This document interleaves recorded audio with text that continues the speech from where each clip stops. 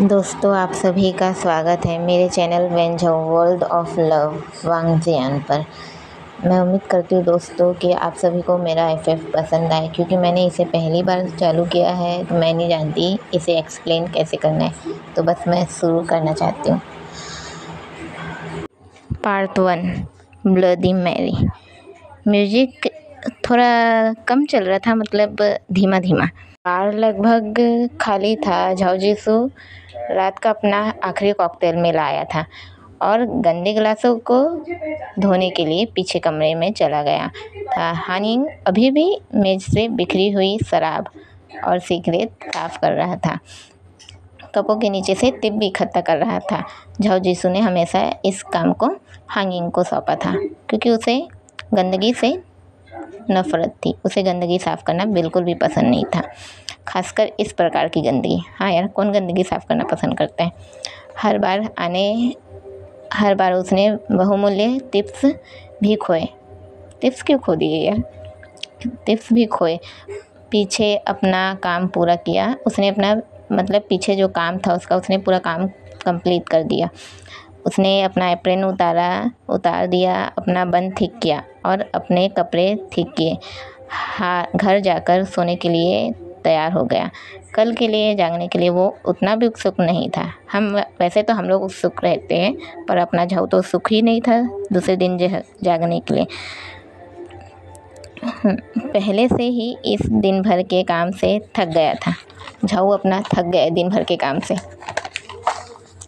यहाँ हर दिन एक जैसा, बिल्कुल वैसा ही था कि उनका रूममेट हानिंग, मतलब जो रूममेट रहते हैं वो हांगिंग था। उसे भी ऐसे एक जैसी लाइफ से शिकायत थी। उसे अच्छा नहीं लगता था एक जैसी लाइफ, लेकिन झाओ जिसू को यकीन था कि हांगिंग की लाइफ उससे तो बेहतर है। हालांकि वो व्यस्त रहे, वास्तव में जेलस नहीं था, जलन नहीं थी उसको, लेकिन वह फिर भी हानिंग को रोने वाला बच्चा बोलता था, क्योंकि उसका जीवन दूसरों की तुलना में कहीं बेहतर था। फिर भी वो बिना रुके शिकायत करता था।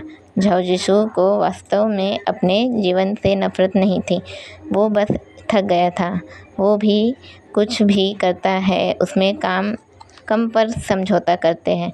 थक गया है। उसका दोस्त और जो उसका कॉलीग है जानता था कि उनमें क्षमता है, लेकिन किसी तरह उन्हें यकीन हो गया कि वह है जिसके वे हकदार हैं, इससे अधिक नहीं। झाओ जिसू उसने अपना सामान पैक करते समय एक गाना गुनगुनाया रहा था। तभी हानिंग की आवाज़ आई। उसे रोक दिया। साफ करता सर, हम पहले से ही बंद है। हानिंग रुका और सफाई करने लगा, और उसने झाओ से वापस आने को कहा। वो वापस आने को कहा? अच्छा, कहीं जा रहे ना झाओ अपना। दूसरे दिन झाओ जिसू ने बिना देखे कहा। फिर वही गाना गुनगुनाना जारी रखा। वहाँ एक आदमी आया। गुनगुनाते जारी रखा तो वहाँ एक आदमी आ गया जो एकदम बार के पास पहुंचा था। झाओ जिसू ठीक उसकी ओर पीठ करके खड़ा था। मुझे ड्रिंक चाहिए, बोला। सर, मैं ऐसा ही हूँ, हानिंग बोला। कि बात कर रहा था, लेकिन झाओ जिसू ने उसे रोकने के लिए अपना हाथ उठाया। आप क्या पीना चाहेंगे? झाओ जिसू ने बिना मुड़े कहा। उसने समझ लिया कि वह आदमी है। बार बंद करने के बाद मैं ड्रिंक मांगते हुए आना हताशपूर्ण रहा होगा। उसने मान लिया कि वह या तो दिवालिया हो गया है या उसके महत्वपूर्ण दूसरे ने उसे छोड़ दिया है, जिसका अर्थ है कि वह एक से अधिक पे मांगेगा, जिसका अर्थ है झाओ जिसू को जेब में अधिक पैसा। ऐसा ब्लडी मैरी मनुष्य कहा। सही आ रहा है। झाओ जिसू ने अपना स्पर्म वापस बांधते हुए कहा। हानिंग, आप पहले जा सकते हैं। उसने बर्खास्त गीत से अपना हाथ लहराया। मैं बंद कर दूंगा, धन्यवाद। जैसे ही हानिंग ने झाड़ू गिराया, मुस्कुराया, अपना सामान इकट्ठा किया और तेजी से बाहर निकल गया। बड़ी जल्दी छोड़ के भाग गया भाई अपने झाड़ू को इसने। वहाँ कोई म्यूजिक नहीं था, पर अपना झाड़ू तो क्या गुनगुना रहा था यार। काश सुनने मिलता तो मज़ा आता। मैं तो इमेजिन कर सकती हूँ। कोई शोर नहीं था, बस झाड़ू की जो गुनगुनाहट थी। गिलासों में आदमी के नाखूनों के हाथ की आवाज़ थी। ड्रिंक का ऑर्डर देने के बाद उसने एक शब्द भी नहीं बोला। एक आदमी कितना अकेला हो सकता है? कौन अकेला है यार? हर कोई अकेला है लाइफ में। जो बार बंद होने के बाद ब्लडी मैरी मांगने आए। झाऊ जिसु आखिरकार अपने संचार कौशल के साथ एक अच्छी टिप हासिल करने की उम्मीद से झाऊ ने बर्फ़ तोड़ा। अरे वाह। आमतौर पर टूटे हुए दिल वाले सॉस मांगते हैं और जिनका दिवालिया निकल चुका होता है, रे बर्बाद हो गए रे भाई, चुका होता है, वो विस्की मांगते हैं। आखिरकार वह कॉकटेल अपने सामने रखते हुए उस आदमी की ओर मुड़ा। उस आदमी की सुंदर हल्की हल्की आंखें थी। उसका चेहरा बर्फ़ की तरह सफ़ेद था। उसके होठ हल्के लाल के थे और उसके बाल कोयल की तरह काले थे। उसने चेरी लाल ऊंची गर्दन और एक लंबा काला कोट पहना था जो उनकी पीली स्किन के साथ मैच हो रहा था, वो भी बहुत ही खूबसूरती के साथ। उसका पहनावा उसके चेहरे की हर एक खूबसूरती को निखार रहा था। बहुत ही सुंदर खुशबू आ रही थी जो झाऊ जिसु के होश उड़ा रही थी, जो उसे अलग ही दुनिया में ले जा रही थी। उसने अपनी लाइफ में पहली बार ऐसी खुशबू को महसूस किया। उसने अपनी लाइफ में बहुत से खूबसूरत लोगों को देखा था, लेकिन ये आदमी कुछ अलग था। वो उसे अपनी तरफ आते करीब कर रहा था जितना हो सकता है।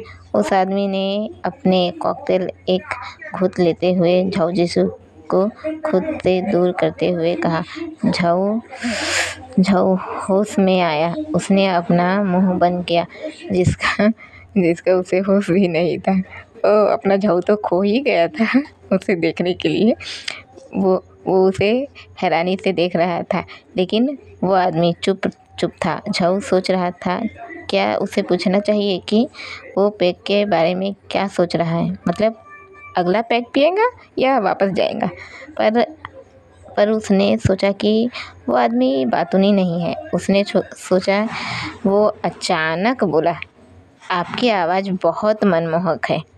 हाँ, मतलब अपना जो बंदा आया उसको अपने झाऊ की आवाज़ पसंद आ गई। उस आदमी ने झाऊ को गलत साबित कर दिया। मतलब अपना झाऊ सोच रहा था कि ये तो बात तो नहीं है इतनी, लेकिन वो अचानक से बोला, उसको गलत साबित कर दिया उसने कि हाँ मैं बातूनी हूँ बेटा, तू गलत समझ रहा है मेरे को। गलत साबित किया। कॉकटेल का एक और पैग लेने के बाद उसे नीचे रखा। उसने कहा, काश मेरी भी आवाज़ ऐसी होती। झाऊ शर्माने लगा। झाऊ को तारीफ सुनना अच्छा नहीं लगता था। उसने कहा, थैंक यू, तुम भी बहुत सुंदर हो। ये बात अलग थी कि ये कोई तारीफ नहीं थी, ये तो फ्लर्ट करने का तरीका था। अरे फ्लर्ट करने का तरीका मेरे से अच्छा कोई नहीं जानता, मैं कर सकती हूँ फ्लर्ट। Thank you. अब शक हुआ। उसने अपनी आंखें घुमाई और कॉकटेल की ओर इशारा किया। मुझे अभी अपने घर जाना है, उसने पीठ दिखाते हुए कहा। लेकिन वो आदमी अचानक और मानो उसने टेलीपोर्ट किया हो और झाऊ के इतना करीब था कि उसे अपनी गर्दन पर उसकी ठंडी सांसें महसूस किया। तुम्हारा नाम क्या है? उसने आकर्षक आवाज़ में कहा। झाऊ थोड़ा चौंका और काँप उठा। झाऊ ज़्यादातर उस बार के पीछे पहुंचने में 30 सेकंड का समय लगता था जहां उसके साथी काम करते थे, लेकिन वो आदमी कुछ ज़्यादा ही जल्दी उसके पास पहुंचा। जिसने उसे मजबूर कर दिया। उसने झुंझलाते हुए कहा और उस आदमी के पास से थोड़ा दूर चला गया और सोचने लगा। वो सोच रहा था कि यह आदमी इतना तेज कैसे हो सकता था। उस आदमी ने उसका रास्ता रोका। वो बस सिंह के सामने झुका, अपना मतलब झाऊ जिसु जो है ना उसके सामने से हटा और डायरेक्ट वो ना हट गया उस जगह से, कूदी मारा। जो कूदते ना हम लोग धाम, वो कूदा तो ना अपना जो जो आदमी है वो उसे ऐसे झुक के देखने लगा एक सिंह के सामने से। उसने फिर से झाऊ का रास्ता रोका और उसने अचानक कहा, वेन के सिंह, मैंने आपका नाम तो नहीं पूछा। झाऊ कोल वॉइस में बोला। झाऊ को शक था, पर वो इतना डरा हुआ नहीं था। वो तो बस जानना चाहता था ये आदमी और क्या बुरा कर सकता है। वेन ने कहा, क्या आप हमेशा अपने कस्टमर से ऐसे ही बात करते हैं? वेन झाऊ के सामने खड़ा था। अचानक के इस तेज हलचल से झाऊ चौंक गया और लड़खड़ा कर पीछे गिर गया। वेन के सिंह ने नीचे झुका और झाऊ के कानों में बोला। उसने कहा, मुझे लड़कों में दिलचस्पी है। वेन नौटी स्माइल के साथ बोला, मुझे नहीं। झाऊ ने उसे रिजेक्ट किया। वेन के सिंह अचानक झाऊ के चेहरे और गर्दन को सहलाने लगा। हाय, झाऊ के बालों की एक लत उसने उसे कानों के पीछे किया। उसके छूने से झाऊ को ठंड का एहसास हुआ। झाऊ ने जो एक कॉकटेल पर डालने के लिए बर्फ तोड़ा था उससे भी ज़्यादा ठंडा था। वेन सीधे झाऊ की आंखों में देखने लगा। उसकी आंखें लाल थी। हिलना मत, चिल्लाओ मत, मुझसे डर मत। वेन झाऊ के कानों में मुँह फुसफुसाया। झाऊ तो बस खो ही गया। झाऊ कपकपा उठा। उसकी आंखें जो लाल थी, झाऊ हड़बड़ा गया, पर वो डरा नहीं था। एक आकर्षक आवाज़ के साथ, पर वो कभी भी अपने दिल की बातें शेयर नहीं करता था। झाऊ ने अपने गर्दन से वेन के हाथ को हटाया। वेन की आंखें नॉर्मल हो गई। ऐसा लग रहा था जैसे उसे हिप्नोटाइज किया हो। वेन अपनी आँखों को मलते हुए पलकें झपकाया और बोला, क्या मैंने कुछ गलत किया?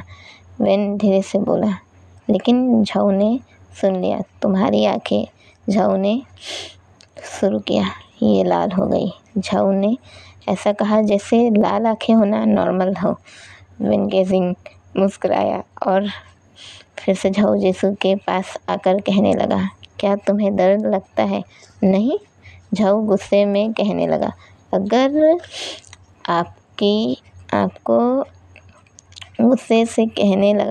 अगर आपका हो गया हो तो आप जा सकते हैं। झाऊ वेन से दूर हटा और कहने लगा, मुझे घर जाना होगा। लेकिन वेन अचानक घबराया। वो झाऊ के फिर से रुको, तुम्हें डर नहीं लग रहा? वेन चौंकते हुए बोला। नहीं। झाऊ उसके सामने से गुजरा। हटो, ये नहीं हो सकता। वेन के सिंह झाऊ के पीछे गया। वो उसके कंधों को पकड़कर कहने लगा, हिलना मत। उसकी चमकदार लाल आंखें। झाऊ अब गुस्से में आ गया। उसने वेन को खुद से दूर किया। तुम्हें हो क्या गया है? वेन के सिंह, आप किस तरह के चमकते हैं? वो उसे चिल्लाते हुए कहा। ये कैसे हो सकता है? वेन एक तरफ हटा जिससे झाऊ के जाने के लिए जगह बनी। क्या हो सकता है? झाऊ ने अपनी आंखें घुमाई। मैं हर रोज़ लोगों को लाल आँखों से नहीं देखता, पर ये डरता नहीं है। ऐसा नहीं है कि तुम वैम्पायर या कुछ और हो सकते हो। रुको, वेंके सिंह ने झाऊ को फिर से रोका। तुम्हें क्या कहा? उसने देखा परेशान। वो अपना एटीट्यूड खो रहा है। कोई बात नहीं, झाऊ ने अपना सिर हिलाया। बस चले जाओ। झाऊ वेन को दरवाज़ा दिखाते हुए बोला। मुझे बार बंद करना होगा। नहीं, वेन ने मना किया। ऐसा पहले कभी नहीं हुआ है, वो बोला। लेकिन झाऊ समझ नहीं पाया। मुझे लगता है कि मुझे पुलिस को बुलाना होगा। वो अपने फ़ोन की ओर बढ़ा, लेकिन वेंके सिंह बड़ी ही तेज़ी से झाऊ के हाथों से फ़ोन ले लिया। झाऊ अपने खाली हाथों को और वेन को देखने लगा। झाऊ और भी गुस्सा हो गया। अपनी छोटी चालें बंद करो अब। मैं नहीं डरता, बस चले जाओ। इस बार झाऊ सीरियस हो गया था। वेन ने फिर से अपनी आंखें दिखाई। तुम डरते क्यों नहीं हो? उसने पूछा। मुझे नहीं लगता वे डरावने हैं। झाऊ अपने कंधों को उचकाकर बोला। क्या तुम्हें डॉक्टर को दिखाया? झाऊ नॉर्मली बोला। तुम्हें बिल्कुल भी डर नहीं लग रहा?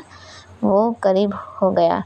दोनों की गर्म और ठंडी सांसें बाहर की रोशनी रोमांस के लिए काफ़ी थी। नहीं, झाऊ उसकी आँखों से या उसकी तेज़ी से नहीं डरता था। बस वेन का इतना करीब होना चिंतित कर रहा था। मतलब वो थोड़ा परेशान हो रहा था वेन के इतने करीब होने से। वो वेन को खुद से दूर करते हुए, तुम बहुत करीब हो। क्या होगा अगर मैं तुमसे कहूँ कि मैं वैम्पायर हूँ? वेन मजाक करते हुए बोला। झाऊ जोर से हंसा और वेन के दांतों की ओर देखते हुए बोला। मुझे कोई नुकीला दांत नहीं दिख रहा। वेन भी हंसने लगा। वो हंसते हुए अपने पहले के मजाक को छुपाने की कोशिश करने लगा, लेकिन वो फिर उसकी और लाल आंखें से देखने लगा, जैसे कि वो उसकी सारी अच्छी आदतों को याद कर रहा हो। तुम्हें और गाना चाहिए? उसने झाऊ की तारीफ की और उसके साथ ही वो गायब हो गया और अपने पीछे एक हल्की सी सुकून देने वाली महक छोड़ गया, जिससे झाऊ उलझ गया और उसे और भी उम्मीद और इच्छा होने लगी। पहले तो कुछ ज़्यादा ही समय लगा और फिर इतनी ज़्यादा ना टेम्पो कुछ नहीं। झाऊ पैदल ही घर के लिए चला गया। ठंड का मौसम और ठंडी हवाएं उसे किसी की याद दिला रही थी जिससे वो पहले मिला था। वेन केसिंग के हाथ इतने ठंडे और चमकती हुई आंखें थी। वो वाकई में अजीब था, जिसका सामना करना पड़ा। बेचैनी से बोला। इन सब के बावजूद भी झाऊ सोच रहा था कि वेन केसिंग वापस आए और झाऊ के साथ कुछ अलग हुआ। मतलब अपना झाऊ के साथ जो एक जैसी उसकी लाइफ चल रही थी, आज उसकी लाइफ थोड़ी सी अलग चली। और बस ये अपना पार्ट यहीं पर कंप्लीट हो रहा है। मैं उम्मीद करती हूँ कि आप सभी को मेरी टूटी फूटी आवाज़ में ये स्टोरी पसंद आई हो, और अगर आपको पसंद आई है तो प्लीज़ इसे लाइक कमेंट, शेयर और सब्सक्राइब कर दीजिए चैनल को। और अगर आपकी नज़र में कोई भी वेंझाऊ फ़ैन हो तो प्लीज़ उस तक पहुंचा दीजिए, क्योंकि मेरे चैनल में ना कोई मतलब फॉलोअर्स भी उतने नहीं हैं और ना ही लाइक उतने मिलते यार। पर मैं इस पर मेहनत करना चाहती हूँ, वेंझाऊ FF पर मुझे बहुत अच्छे लगते हैं। और मैं सबसे ज़्यादा फ़ैन हूँ अपनी रोमान्या और पलक के। मुझे ये दोनों की वॉइस बहुत पसंद